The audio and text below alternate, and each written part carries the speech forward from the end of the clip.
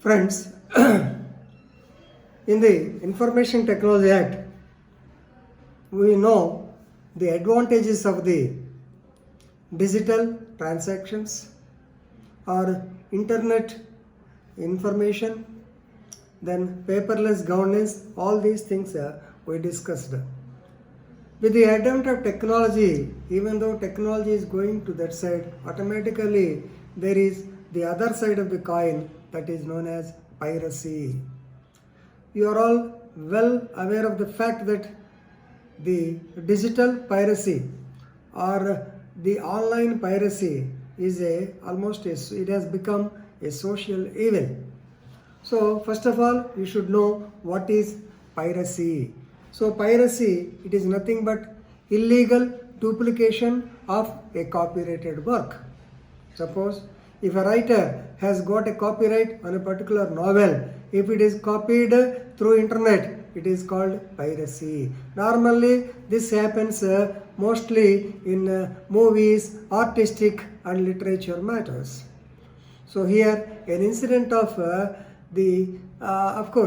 copyright infringement, online copyright infringement has occurred in Tirupati area. Right, you may be knowing, whenever you get a right, so when you write a novel work, an artistic work, a literature work, you can get the copyright acts. So if the copyright, if somebody violates or somebody causes the act of piracy, that is digital piracy, they are liable under section 63 of the Copyright Act. Right. Now coming to the digital piracy, normally they use the so-called internet methods and so many software also there. So secret software also. With that, normally they will cause the digital piracy on every aspect.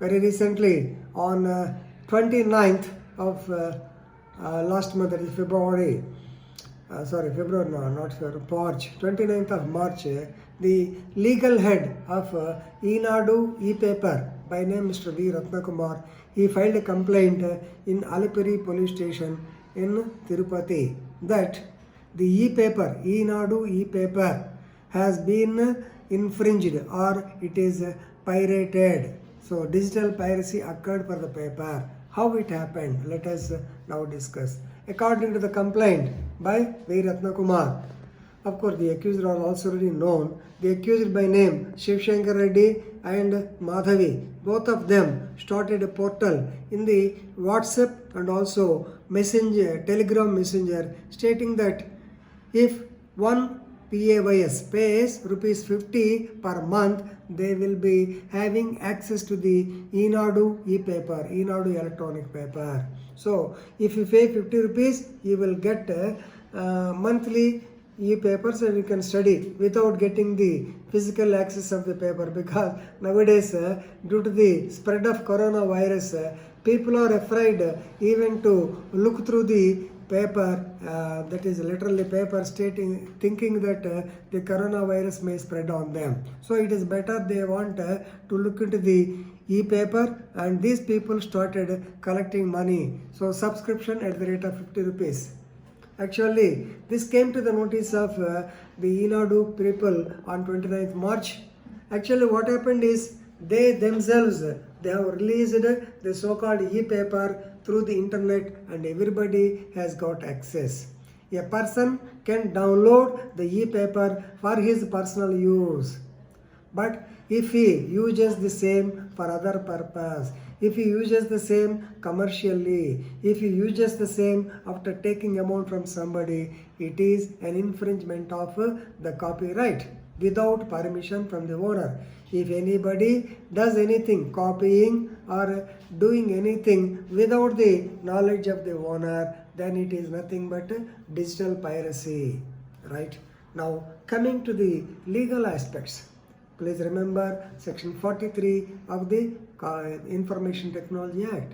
What does 43 say? 43 gives you regarding the compensation, because it is a very simple. It only says about the penalty. Now let us know the section 43B. I will read it. Whoever, without permission of the owner or without permission of the concerned that or his regulated or his authorized person, whoever downloads, copies or extracts any data from the computer, then if he sells the same, for this aspect, he is liable to pay compensation to the owner. Now I told you about 66 also. A little difference. 43 is a simple section where the penalty is provided, whereas 66 gives the penal provision, that is punishment up to 3 years.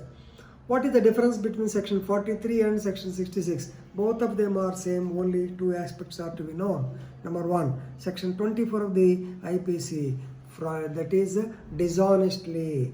If anybody downloads the material dishonestly, what does dishonestly mean? To get wrongful gain or to cause wrongful loss to person. This is dishonestly. Then section 25 of the IPC, fraudulently. That means with intent to defraud, with intent to cheat, saying that they are the authorized from the e-nadu e-paper. So whoever does such activities, now section 43b I have read, downloads, copies, if it is done with the dishonest intention, if it is done fraudulently, he is liable for the offense under section 66 of the Information Technology Act.